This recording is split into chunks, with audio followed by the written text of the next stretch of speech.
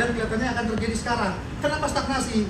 Karena 10 triliun dolar itu lenyap dalam 2 minggu dari pasar kapital di Amerika Serikat. Hilang. Duit-duit di pasar modal, pasar bond itu dia lari kemana? Dia lari ke emas, bapak-bapak itu. Kemudian depan Domingus. Selamat datang.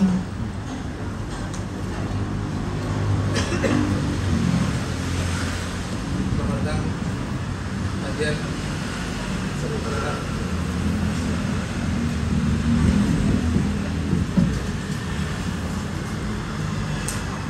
Saya izin mulai keluar kasih ya. Terasi nih, soalnya jalan, bener-bener. Tadi kita sampai mana? Oh, stagflation. Jadi stagflasi ini sudah pernah terjadi di abad 20 di Amerika dan akan berulang lagi sekarang. Stagflasi ini adalah perpaduan dari yang tadi saya bilang inflasi, dan yang kedua adalah stagnasi ekonomi.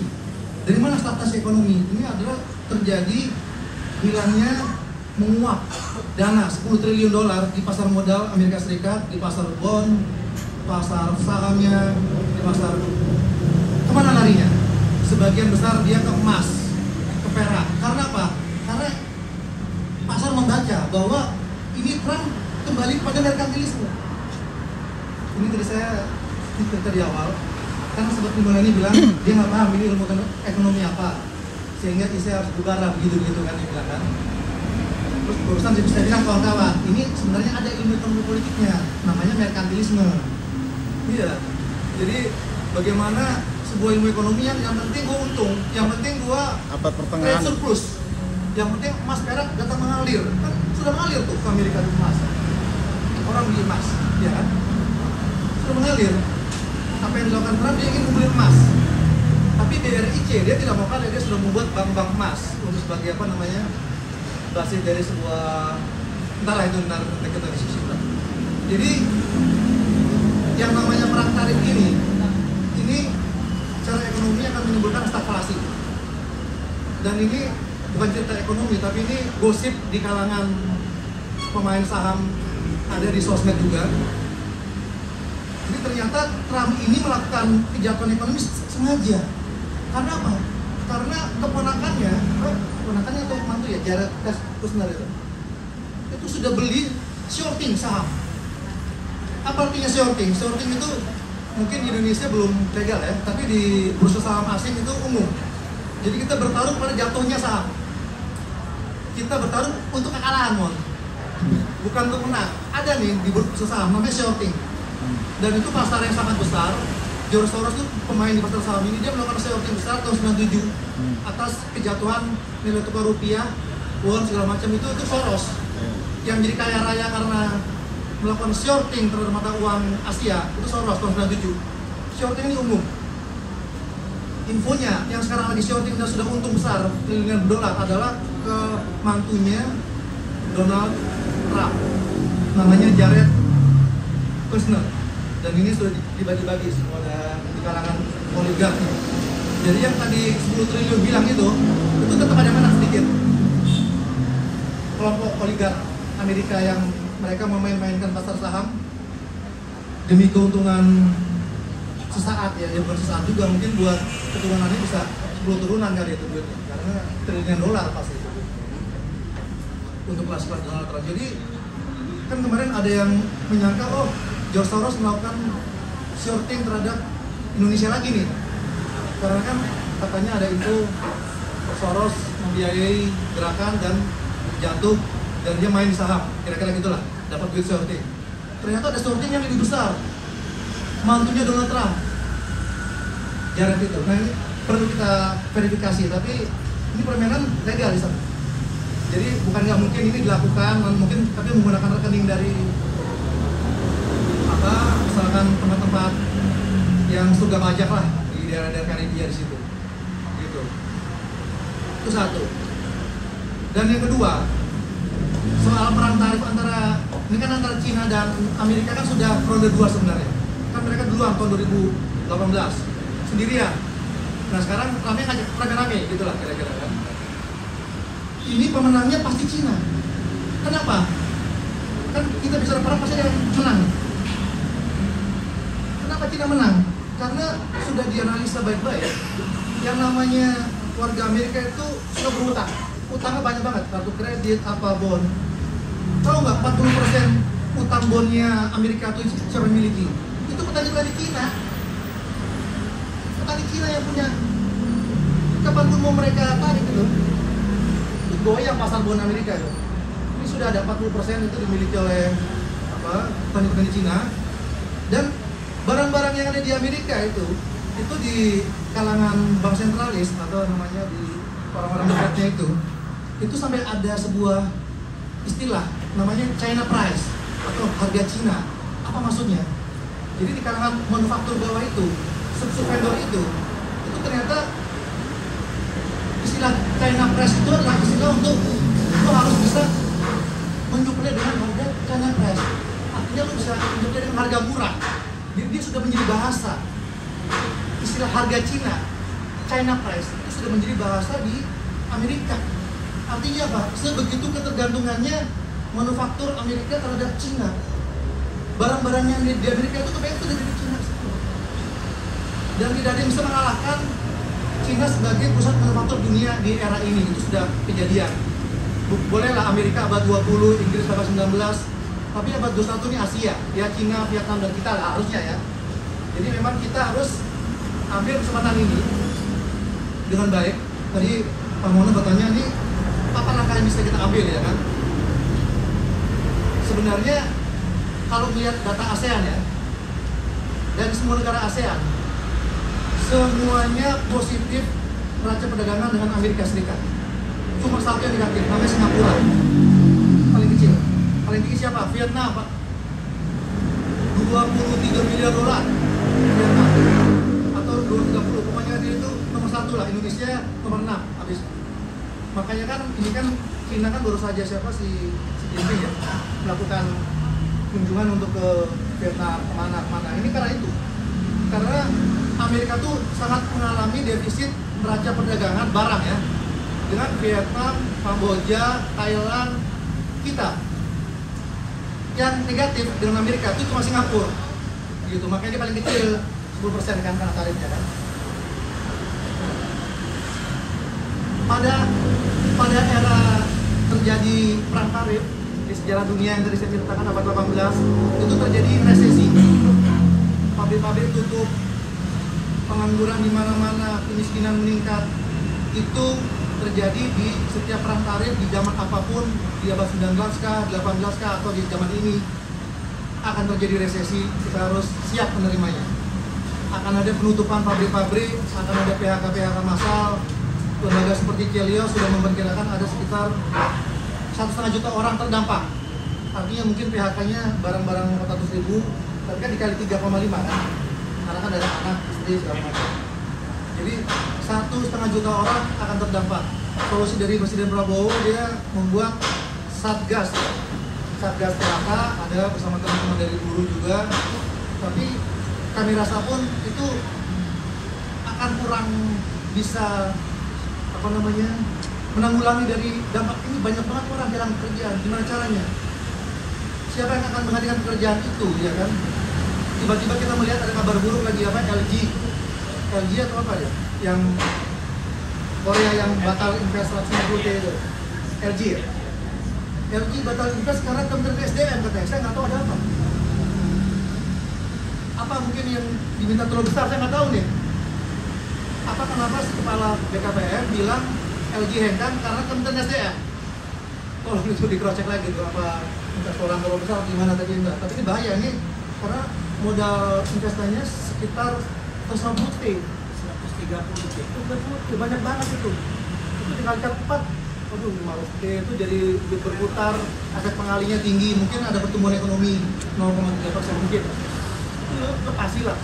Dia mundur. Itu kita kecewa sekali. Jadi di tengah-tengah kita lagi perlu-perlunya lapangan pekerjaan, kita lagi perlu-perlunya pertumbuhan ekonomi, yang kejadian malah seperti ini. Perlu kita pertanyakan ke pemerintah ini, kenapa dia pergi?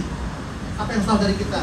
Apa yang bisa diperbaiki? Ya, tuh. Jadi peluang terbesar kita adalah saatnya menjajaki pasar baru yang non tradisional. non konvensional, pasar baru yang di luar Amerika Serikat. Di mana pasar baru itu? Jawabannya dari teman-teman terdekat kita, yaitu di ASEAN.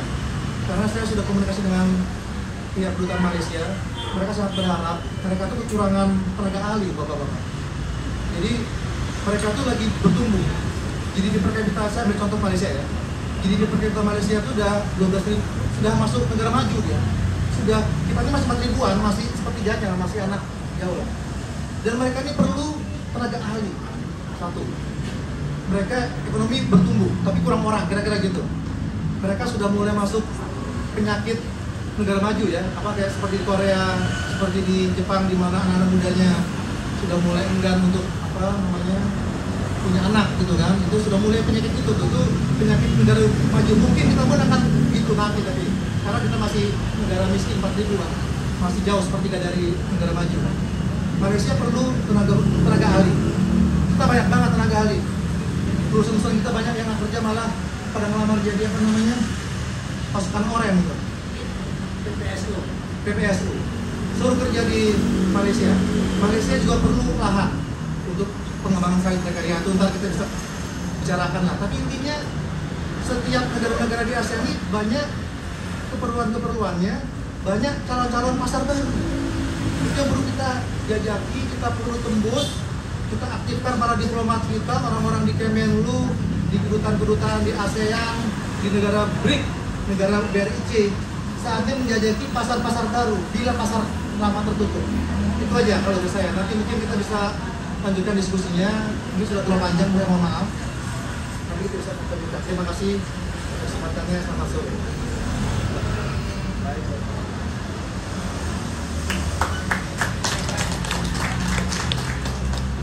Ya, kita beri tepuk tangan untuk Pak Gede. Terima kasih banyak tentang pikirannya beliau tentang bagaimana menjawab tantangan persoalan perang dagang ini. Selanjutnya kita beri kesempatan kepada Bapak Agil untuk menyampaikan ide gagasan dan pemikiran beliau untuk pandangan beliau tentang perang dagang. Bapak kami persilakan.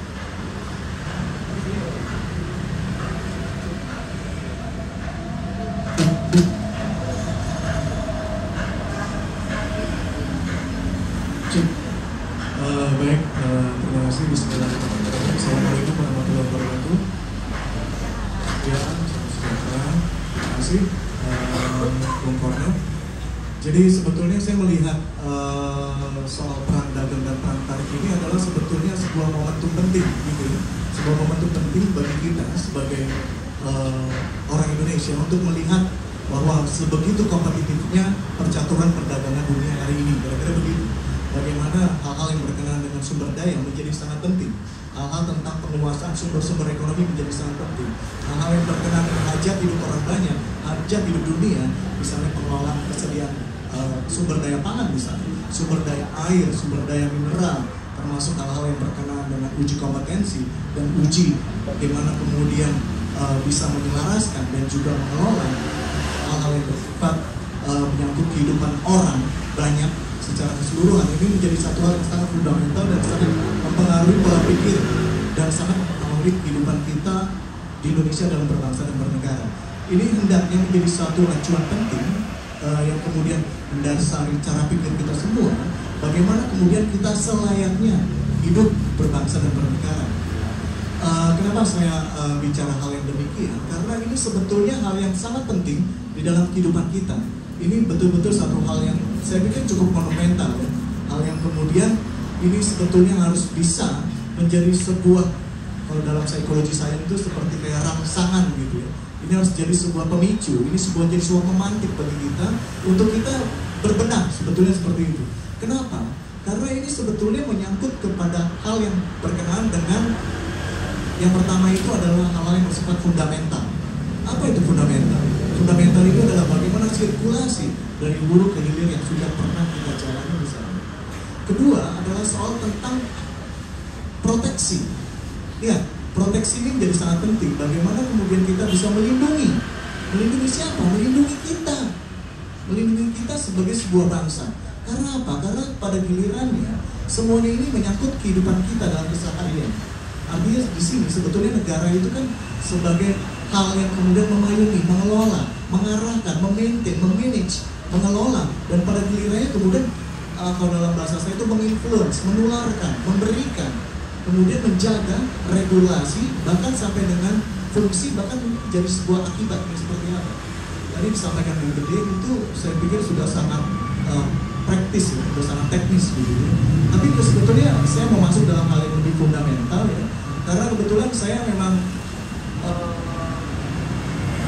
saya di DPP Pemuda Demokrat bidang perekonomian, dan sebelumnya pada masa pemerintahan Pak SBY sampai pemerintahan Pak Jokowi periode pertama, saya ketua umum BMI Bumpindo, jadi langsung di bawah Kementerian Koperasi. Jadi asosiasi itu saya ketua umum. Jadi saya sangat cukup tahu lah soal regulasi yang terjadi. Cek. Iya, kedengeran ya? Enggak, soalnya agak putus baterai. Saya melihatnya sebetulnya ini bagaimana kita melihat itu dulu. Jadi kita punya mapping yang betul tentang persoalan ini. Jadi kemudian kita bagaimana kemudian bisa bersikap, apalagi kemudian sampai penanggulangan ketika kita mapnya aja nggak tahu, misalnya seperti itu. Nah, sebetulnya map ini kan sebetulnya sangat mendasar. Apa itu? Bahwa kita sebagai sebuah bangsa itu sebetulnya harus punya permainan sendiri gitu. Jadi ini nggak bisa polos-polos aja. Kita nggak bisa kemudian hanya mengikuti regulasi, hanya kemudian kompromi, hanya kemudian memberikan breakdown yang kemudian pada dirinya mau tidak mau harus mengikuti. Tapi ini merupakan sebuah kerangka dari awal ya. Blueprintnya itu kemudian harus jelas. Artinya di sini jangan sampai kemudian kita masuk dalam permainan di luar. Nah ini kalau kita sudah masuk dalam sebuah permainan di luar itu, maka pada gilirannya kita hanya akan menjadi sebuah faktor belaka. Kita hanya akan menjadi hal yang kemudian bersifat melengkapi, pelengkap, dan sebagainya. Tapi kita tidak menjadi faktor. Nah, sebetulnya persoalan tarif dagang ini adalah sebetulnya kalau saya melihat begitu ya, bagaimana pemerintah Trump ini kan pedagang, gitu ya. Trump ini memang basicnya adalah seorang businessman gitu. Kemudian ukurannya adalah memang hal-hal yang bersifat konsumtif, regulasinya adalah satu hal yang kemudian memang value itu hal-hal yang kemudian bersifat konsumerisme, kira-kira begitu. Nah, sebetulnya Amerika itu adalah satu hal yang kemudian sangat wajar. Kenapa? Karena dia ingin memproteksi negaranya, kira-kira begitu. Dia mau memproteksi apa yang kemudian bisa dilakukan oleh bangsanya sendiri, kira-kira begitu. Kenapa? Karena arus barang dan jasa yang masuk Amerika itu terlalu deras, saya pikir gitu. Dan mereka sudah mulai kewalahan karena di sana mereka cukup sulit untuk memproteksi karena kompetisinya terlalu kuat ya, terlalu kuat. Bagaimana kemudian orang di luar bisa masuk dengan harga yang lebih murah dengan kualitas yang sama, misalnya seperti itu. Belum lagi dalam pengadaan barang dan jasa, di situ banyak soal-soal yang kemudian misalnya saya pikir Amerika cukup tertinggal misalnya dalam soal otomotif misalnya. Saya lihat sangat ketinggalan. Misalnya mobil Amerika Ford itu banyak yang dibuktikan misalnya, banyak yang tutup. Bahkan dengan produk-produk Asia sekarang saya lihat bahkan India saja dan China gitu ya, atau Tiongkok hari ini sudah cukup menguasai pasar otomotif dunia dengan angka saya lihat sampai 15 dan 80% pasar dunia misalnya. Sedangkan mobil Amerika sebut aja Ford misalnya itu hampir banyak tutup, bahkan kalah dengan negara kecil model Swedia yang punya Volvo gitu ya. Volvo itu menjadi hal yang masih sangat dominan di Eropa misalnya, termasuk di Amerika, di Pasifik seperti Australia, Selandia Baru dan seterusnya. Nah, ini ada sebuah kecemasan sebetulnya. Saya melihatnya Donald Trump ini sebagai seorang pelaku bisnis, melihatnya ini sebuah ancaman. Ini sebetulnya ada soal psikologi di situ. Jadi kalau kita berangkat dari teori teori psikoanalisa Sigmund Freud ya, itu ada teori yang kemudian kita harus memahaminya bahwa di sini ada tingkat kecemasan yang tinggi. Kalau nggak mau kita sebut sebagai depresi, apalagi stres misalnya kayak gitu. Jadi sebetulnya ini dia sudah merasa terancam. Mungkin tadi Bung Budi menjelaskan dengan detail bagaimana utang dan seterusnya misalnya. Termasuk banyak sekali yang kemudian memang punya daftar tunggu untuk dibayar, misalnya seperti itu. Kenapa saya bisa ngomong kayak gitu? Saya pernah studi ya di San Francisco, saya pernah dapat beasiswa di sana. Jadi saya melihat yang polarisasinya memang perlu sangat diproteksi karena mereka sangat multikultur, multi etnis, dan mereka tahu bahwa mereka tinggal itu di sana imigran, gitu ya. Jadi nggak ada orang Amerika asli, beda dengan kita. Kalau kita memang ya mereka pendatang, mereka imigran. Yang asli orang Amerika itu Indian itu, orang Apache itu. Jadi mereka memang imigran, orang-orang dari Barat dan kemudian dari Afrika dan dari Asia yang masuk ke sana misalnya gitu. Mereka sangat tahu. Karena kenapa? Mereka harus firm, mereka harus punya sifat-sifat superior di situ ya, agar mereka bisa mendominasi. Agar kenapa? Agar jangan sampai kemudian nanti pribumi ini berontak, kira-kira begitu. Indianya berontak. Ini kan dikunci terus ya, gitu. Dengan piagam Amerika, dengan liberalisme, kapitalisme dan seterusnya. Kenapa? Karena mereka sangat tahu bahwa cara menguncinya hanya dengan itu. Kira-kira begitu. Nah ini pemikiran yang pertama. Kemudian yang berikutnya adalah mereka melihat bahwa sudah banyak kebangkrutan di sana sini sebetulnya. Ya, bagaimana kemudian Amerika melihat bahwa ternyata negara-negara dunia yang dulu tidak diperhitungkan, misalnya negara-negara dunia ketiga, misalnya itu bisa bangun, bisa bangkit tanpa pertolongan Amerika, misalnya seperti itu. Nah, Amerika punya kecemasan yang berlebihan kalau nggak mau disebut sebagai satu hal yang kemudian saya pikir lebih kepada ancaman sebetulnya terhadap industri domestik mereka gitu. Nah, cara memproteksinya salah satunya dengan meningkatkan pajak itu tadi. Jadi pajak itu setahu saya Indonesia 32%. Tapi saya agak aneh nih Bu Gede, karena kemarin Menteri Perekonomian kita ke sana malah naik jadi 47% gitu loh pajak kita. Saya jujur aja, saya memperhatikan soal ini ya. Jadi saya perhatikan ini apa salah gitu ya. Dan ingat dong, saya kebetulan memang sangat concern di UMKM ya. Jadi saya perhatikan itu ternyata sektor UMKM sangat besar loh. Ini hati-hati juga ya, bahwa ekspor kita ke ini Bung Karmel ya, ke United States ya, Amerika ini, itu angkanya sampai 29% loh, daripada persentase ekspor kita terakhir. Itu angka yang saya tahu begitu. Nah, ini sebetulnya ada kecemasan mereka yang sangat mendasar begitu. Jangan sampai mereka bangkrut di negerinya sendiri, kira-kira begitu. Nah, sebetulnya inilah cara mereka melakukan proteksi. Itu yang pertama, saya lihat begitu. Kemudian yang kedua, nah nanti kita bicara lagi kenapa menteri kita itu kok malah bisa naik. Nah, itu saya kurang ngerti dulu. Mungkin lebih paham soal itu. Mungkin karena dari pemerintahan. Karena saya dulu dari pemerintahan nih, gitu. Saya masih jadi rakyat. Jadi saya ngeliatnya itu ya. Kemudian yang saya perhatikan lagi itu adalah bagaimana komunikasi Indonesia ini kan komunikasi, ini maaf ya Bung ya kalau saya bisa melihat ya, Indonesia itu berpolitik dengan lugu. Itu masalahnya gitu. Kita lugu, sangat lugu gitu. Kita tuh seperti tidak punya perencanaan yang matang menurut saya gitu. Padahal tadi disampaikan SDM kita nggak kira-kira tenaga ahli. Saya kalau bilang sekolah, bukan loh sekolah udah di mana-mana, udah ke Jepang, udah ke Swedia, udah ke Amerika.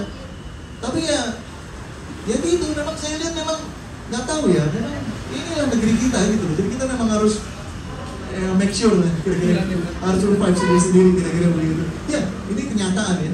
Jadi kalau saya melihatnya peningkatan tarif ini kan setahu saya ada 186 negara yang kemudian dikenakan tarif pajak ini, peningkatan ini. Tadinya ada 152, kemudian meningkat jadi 186. Saya nggak tahu apakah ada bertambah lagi. Tapi persoalan kita adalah bagaimana kemudian mampu nggak kita dengan tarif pajak yang sebesar itu. Berdasarkan ilmu ekonomi kan sebetulnya sangat sederhana. Kalau tarif pajaknya naik, maka permintaan menurun, kira-kira begitu. Itu sudah teori ekonomi yang paling gampang. Saya teringat, ya ini kita kalau kita mau belajar sedikit sejarah, cas merah, jangan segala-segala negara sejarah gitu. Jadi saya kan zaman saya kecil tahun 82 ya, saya SD itu tahun 82 gitu. Itu dulu tuh Pak Harto, saya bukan membela Pak Harto ya, tapi ada hal baik ya, buat apa itu? Pak Harto melakukan proteksi, setidaknya walaupun itu mungkin saya nggak tahu ya efektif seperti apa, tapi saya lihat itu cukup baik ya. Dan itu dilanjutkan di masa pemerintahan Megawati, dan setelah itu pemerintah tidak melakukan lagi. Apa itu? Waktu itu ada pameran produksi Indonesia, kalau pernah ingat PPI ya. Jadi bagaimana kita mencintai produk Indonesia. Nah, saya nggak tahu hari ini nggak ada. Setahu saya nggak ada. Saya cek itu waktu di semester nggak ada menurut saya, kalau nggak cuma sebagai hal yang seremonial, setahu saya gitu. Karena memang kantor kita dulu di semester di semester Gatot Subroto ya. Iya, di Gatot Subroto. Saya dulu kantor saya di situ. Jadi saya melihatnya gini. Apa namanya? Udah ada pameran produksi Indonesia. Bagaimana produksi Indonesia itu kemudian setidaknya dikampanyekan, gitu loh. Jadi bagaimana misalnya di sekolah-sekolah negeri, pesantren misalnya gitu ya, sekolah MAN, sekolah-sekolah Islam gitu ya, itu mereka masuk kemudian menggencarkan untuk menggunakan produk Indonesia, kira-kira begitu. Nah, saya nggak tahu, mungkin arus kapitalisme begitu deras ya, arus kapitalisme ini begitu apa ya, membabi buta sehingga ini stop. Menurut saya stop ya, karena saya tidak pernah dengar lagi. Ya, terakhir saya tahu di zaman Ibu Mega itu ada. Itu dulu kalau nggak salah pamerannya itu, seingat saya di Kemayoran, seingat saya itu ada. Jadi bagaimana dulu kalau itu ada wajib ya.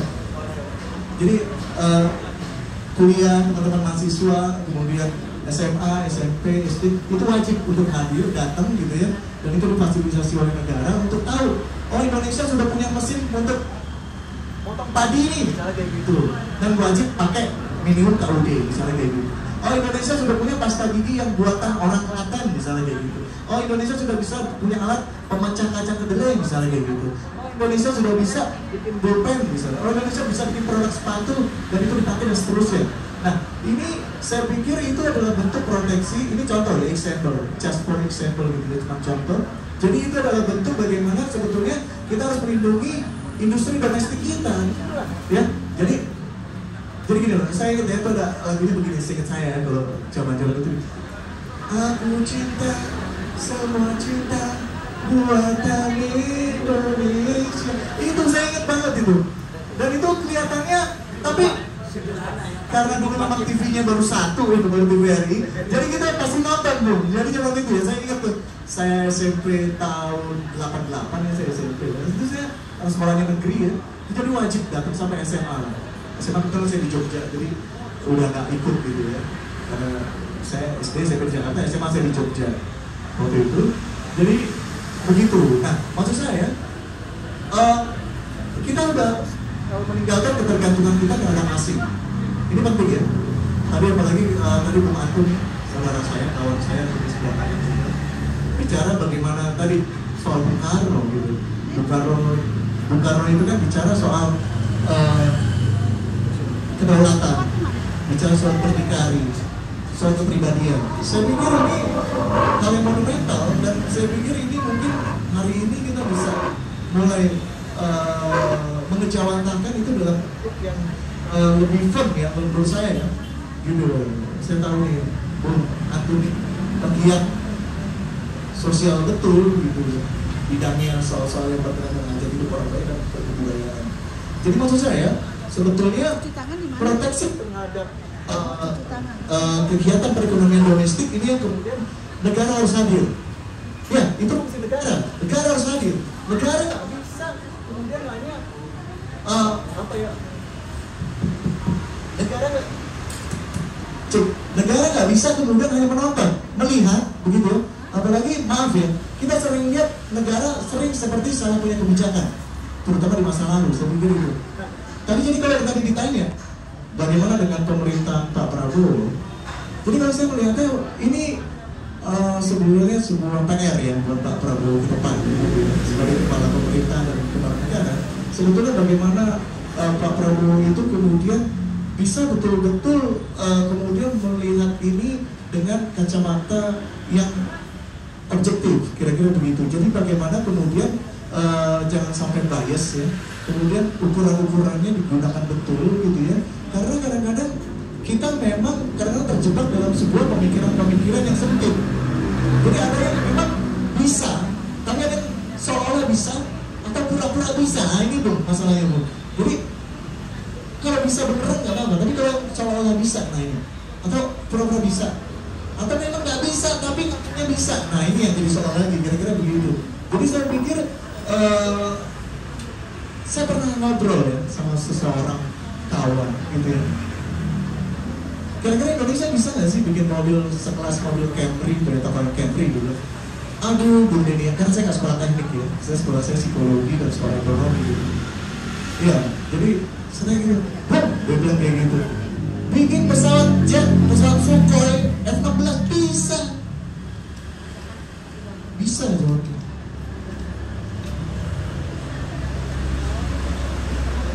Jadi hampir sebetulnya kita nggak ada yang kita nggak bisa sebetulnya. Nah, ini makanya kita mulailah, kalau menurut saya mencoba untuk meletakkan ini dalam koridor-koridor yang tepat gitu. Contohnya misalnya yang paling penting adalah bagaimana Indonesia jangan selalu hanya dijadikan alat atau tempat untuk yang bersifat pemasaran, tapi harus menjadi faktor juga, harus menjadi sebuah item penting misalnya, harus kemudian menjadi satu hal yang kalau menurut saya substansi gitu ya. Karena kenapa? Karena sebetulnya hakikatnya Indonesia ini kan mercusuar dunia begitu. Peradaban Majapahit dan Sriwijaya dulu kemudian kita sebut Nusantara itu kan kemudian sudah melegenda gitu. Bagaimana ada Borobudur misalnya, bagaimana ada Prambanan, itu kan merupakan suatu bukti. Jadi kita sebenarnya sudah nggak perlu lagi kita inferior, kita ini bangsa yang besar gitu.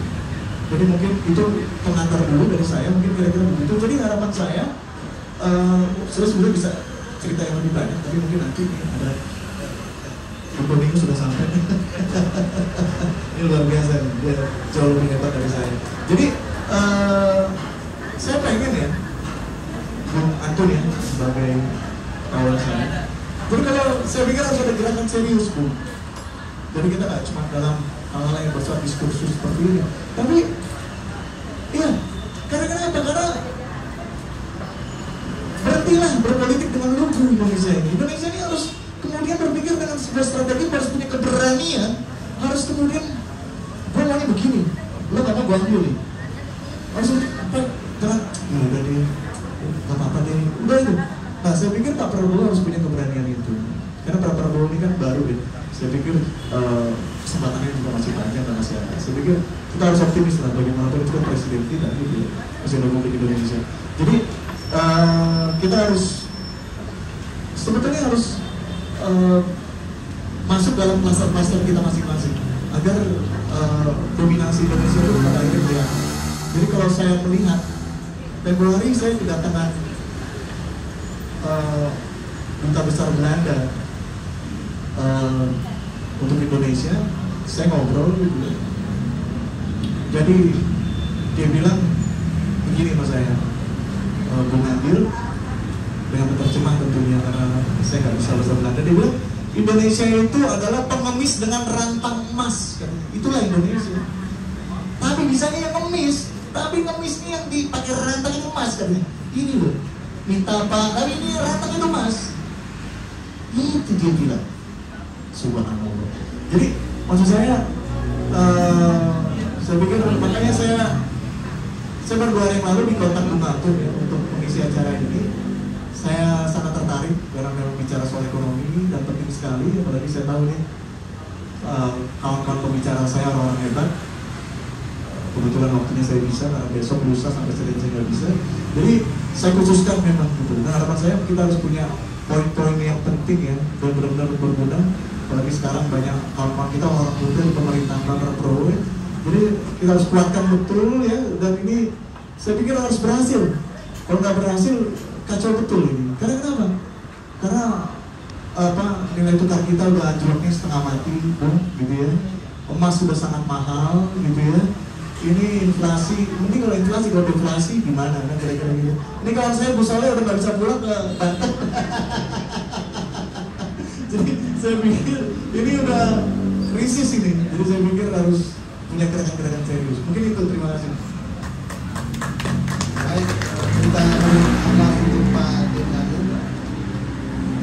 Terima kasih Pak Dendagil telah memberikan pikiran gagasan terkait dengan dampak dari perang dagang. Selanjutnya kita beri kesempatan kepada Bapak Dominus Octavianus. Sebelumnya saya sedikit memperkenalkan Bapak Domingus ini saya kira sudah sangat terkenal di panggung politik nasional. Beliau seorang aktivis 98, kemudian terlibat dalam kegiatan politik, dulu pernah di PRD, kemudian pendirian Partai Adil Makmur, Partai Prima dan menjadi sekjen. Kemudian saat Pilpres lalu, Pak Domingus ini sebagai wakil ketua tim kampanye nasional Prabowo Gibran, dan sekarang jabatan yang keempat adalah Komisaris PT Indonesia Budaya.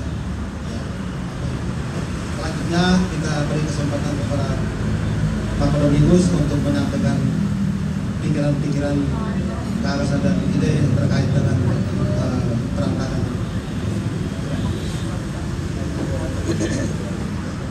Baik, terima kasih Bu Cornelia, narasumber dan hadirin sekalian. Selamat sore, Assalamualaikum warahmatullahi wabarakatuh.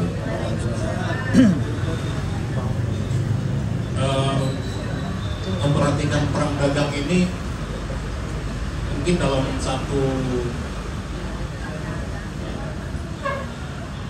alur sejarah yang panjang kita akan menemukan bahwa ini bukan sesuatu yang mengejutkan lagi, tapi sesuatu yang wajar ketika sebuah imperium, sebuah negara besar yang menguasai begitu banyak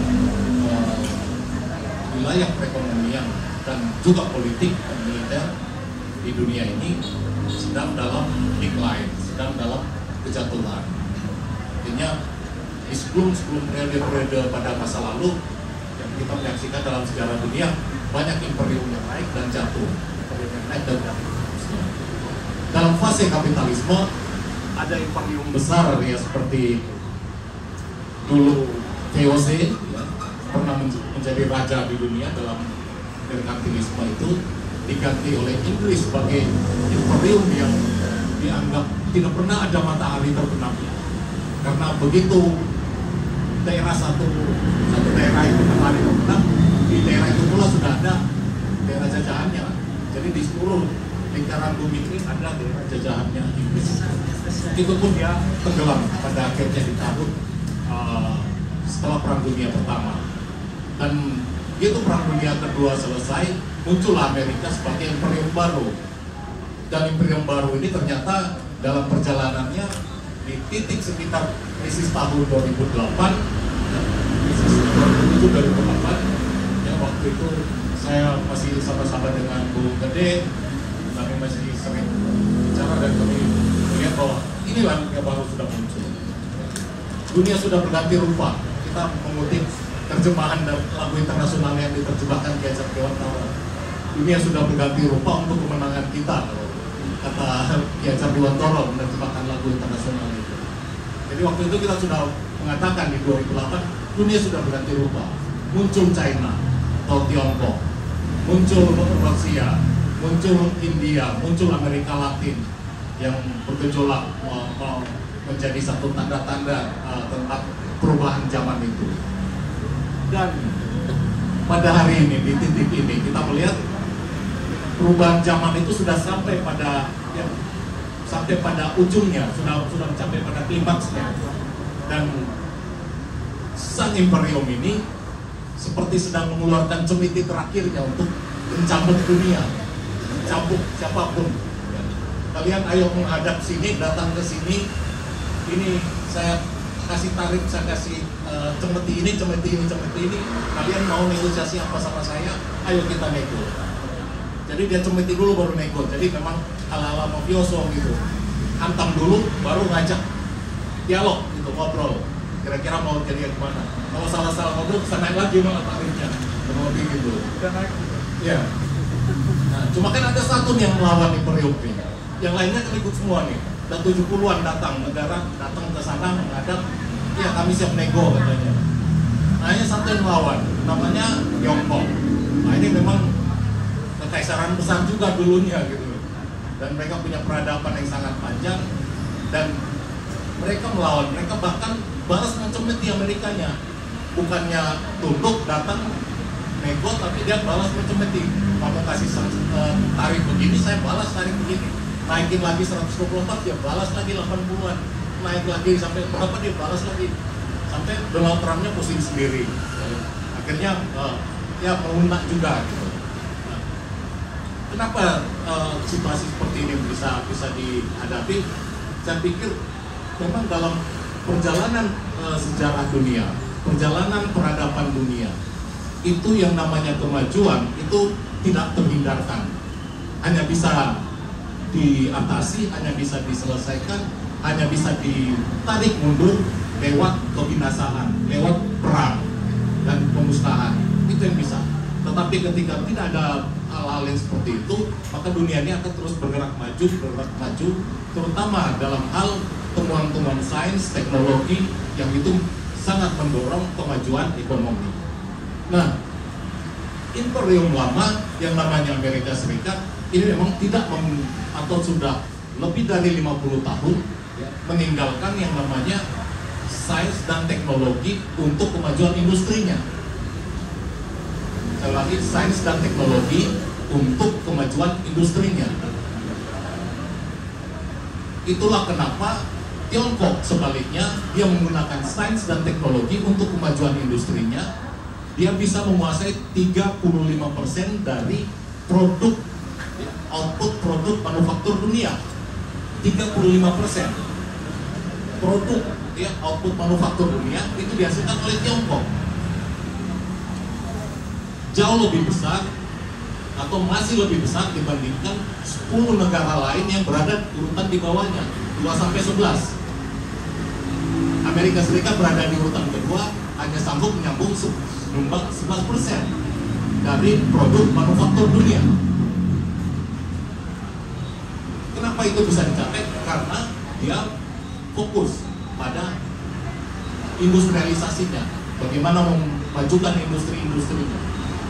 Sebaliknya, Amerika Serikat, kenapa tadi misalnya disebut oleh teman saya narasumber sebelumnya bahwa iya, otomotifnya sudah ketinggalan, itu industri yang ininya sudah ketinggalan, karena memang tidak ada fokus ke sana. Pola dari kapitalisme di Amerika Serikat tidak lagi dengan cara mendorong atau melakukan riset, mendorong inovasi terhadap industri-industrinya. Dari laba atau profit yang mereka peroleh itu tidak lagi diinvestasikan untuk industri itu sendiri. Bagaimana melakukan inovasi, bagaimana mengembangkan industrinya, bagaimana mengembangkan teknologinya, tidak dilakukan ke sana. Mereka sudah punya satu pola baru yang namanya bermain ke bursa saham dan sebagainya. Investasinya ke sana. Bahkan seperti General Motor, GM, itu salah satu contoh saja. Mereka mendapatkan profit. Bagaimana caranya untuk menggunakan profit itu untuk sehingga bisa mendapatkan keuntungan yang lebih besar lagi, yang prinsipnya kapitalisme. Dia tidak menggunakan itu untuk investasi di penelitiannya, inovasinya dan sebagainya misalnya, tetapi dia membeli sahamnya sendiri, buyback sahamnya, supaya apa? Supaya terdorong harga sahamnya naik, nanti profitnya diambil dari situ. Nah, jadi inilah pola yang berlanjut terus selama lebih dari 50 tahun dan sekarang menuai hasilnya. Ketika Trump bicara soal tarif, dia ingin melakukan reindustrialisasi, sebenarnya itu tidak ada hubungannya, bisa dibilang. Karena ini sebenarnya dia hanya ingin bagaimana memajaki negara-negara itu menutupi defisitnya dengan cara memajaki negara-negara lain. Dan dia sendiri di dalam negerinya dia mau memotong pajak untuk konglomerat termasuk Elon Musk, Bezos dan sebagainya. Itu semua dipotong pajak mereka, sehingga dia harus mencari alternatifnya. Salah satunya adalah dengan cara menaikkan tarif itu. Nah, sekarang di kita Indonesia, saya pikir Indonesia langkah-langkah yang diambil oleh Pak Prabowo dalam arti mungkin untuk bilang langkah-langkah belum terlalu nyata ya, tetapi visi yang disampaikan oleh Pak Prabowo terkait dengan masalah ini, masalah situasi geopolitik ini, saya kira sudah sangat clear dari awal. Sejak masa kampanye, Pak Prabowo sudah berulang kali menekankan atau mengingatkan bahwa ini masalah utama kita yang akan kita hadapi ke depan. Situasi geopolitik, ketidakpastian geopolitik. Kita akan hadapi perang dagang yang juga bisa berpotensi atau berujung pada perang militer, ya, perang benaran. Nah, ini sudah di warning sejak awal dan kita sebenarnya sudah dalam beberapa tahun terakhir ini punya kecenderungan, saya kurang tahu ini apakah disengaja atau bagaimana, tetapi ada tren bahwa perekonomian Indonesia itu lebih diperkuat oleh pasar domestik. Hampir 80% kalau tidak salah itu ya. Kita 80% kita itu pasar domestik. Nah, 20% itu yang ekspor. Jadi dari total PDB kita 80% itu domestik di dalam negeri. 20% yang ekspor. Nah, dari 20% yang keluar ekonomi dengan luar ini, Amerika itu kalau tidak salah berada di 11%. 11%. Yang China hampir 30. Ya. Ekspor kita. Kalau China hampir 30. Nah, jadi ada komposisinya tuh masih tinggi, termasuk India tinggi, Singapura, ya. Kemudian kalau surplus kita dengan apa namanya Filipina lumayan tinggi, masih tinggi, India masih paling lebih tinggi. Dengan Amerika posisi ketiga kalau tidak salah. Jadi saya pikir ada satu skenario atau satu rencana besar untuk bagaimana memperkuat perekonomian nasional ini. Cuma memang hal-hal yang lebih konkret ya untuk bagaimana mendorong pasar domestik ini bisa menjadi lebih bergairah atau bisa jadi lebih hidup, itu yang kita butuhkan sebenarnya. Ya. Kalau di pedesaan saya lihat sudah mulai ada beberapa hal. Ya. Pertama misalnya harga gabah ya. Didorong untuk pembelian oleh Bulog, ditetapkan 6.500 per kilo harga gabah, tidak boleh kurang, dan itu tingkat penyerapannya sudah meningkat sepanjang Januari-Februari kemarin, meningkat sekitar 2000%.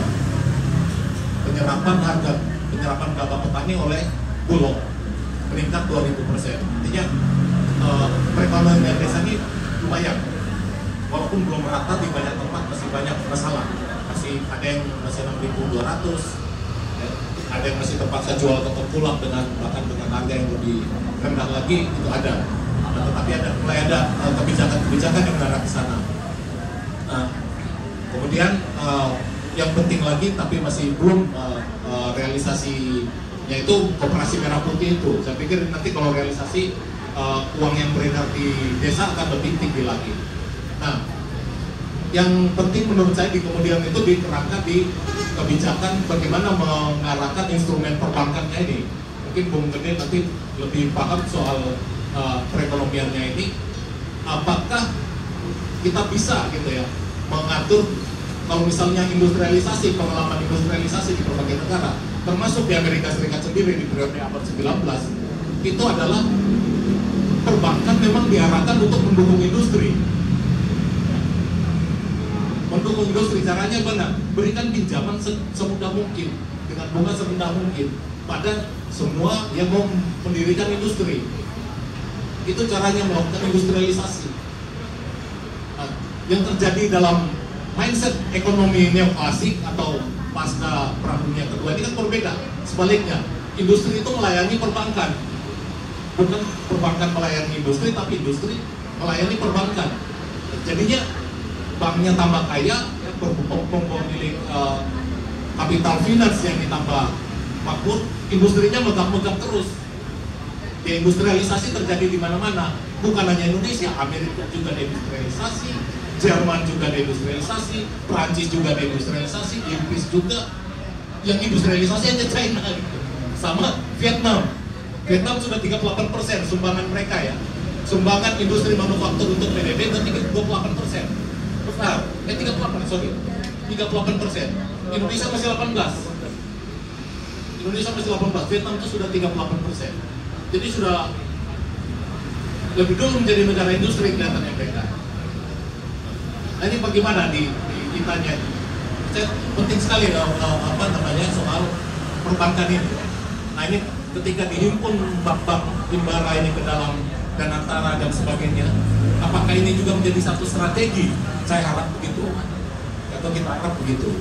Ini menjadi satu strategi industrialisasi ya, dengan bagaimana menghimpun bank-bank ini supaya bisa membiayai industrialisasi. Tidak hanya untuk yang besar-besar ya dalam hal membangun smelter, membangun pabrik raksasa, tapi juga yang kecil-kecil untuk rakyat lewat koperasi-koperasinya itu. Rakyat di pedesaan bisa mengolah hasil pertaniannya, tidak lagi menjual hasil pertanian secara mentah. Nelayan-nelayan bisa mengolah hasil lautnya, hasil ikan, hasil rumput laut dan seterusnya bisa diolah. Itu kan semuanya butuh modal, butuh uang, ya, butuh uang segar, dana segar, dan itu harus perbankan sebenarnya ya, diarahkan untuk ke sana. Memang butuh kebijakan besar dari negara. Salah satu instrumennya itu, ada lagi instrumen-instrumen lain, termasuk diantaranya penguatan regulasi. Ya kita juga memang ini kayak persoalan yang tidak selesai ya kita dengan regulasi dan birokrasi itu. Tapi dengan kepemimpinan yang kuat atau dengan kesolidan itu saya kira seharusnya bisa diatasi. Ya, jadi saya pikir itu ini tantangan bagi kita dengan adanya tarif ini. Terus terang saya pribadi tidak terlalu khawatir, walaupun ya mungkin ada teman-teman saya juga yang punya usaha ekspor di bidang mebel ya, furniture gitu-gitu yang pasti akan terkena dampak juga. Tapi sejauh kita bisa menguatkan daya beli di internal, di dalam negeri, domestik, ini masalah ini relatif akan bisa kita hadapi juga. Jadi kalau kemarin Xi Jinping bilang Cina ini bukan, atau Tiongkok ini bukan kolam kecil, Tiongkok ini samudra. Samudra itu tidak hancur oleh badai ya. Kalau kolam kecil hancur oleh badai, kalau samudra tidak hancur. Nah saya kira Indonesia juga bukan kolam kecil, kita juga satu bangsa yang besar, kita juga punya kekuatan untuk bisa menghadapi badai dari geopolitik ini. Terima kasih. Baik, terima kasih banyak Pak Dominus. Bang Samudra ini. Selanjutnya, karena ini sudah ada informasi waktu kita terbatas, jadi kita buka sesi diskusi. Untuk pertama, kita beri kesempatan kepada 3 orang. Yang pertama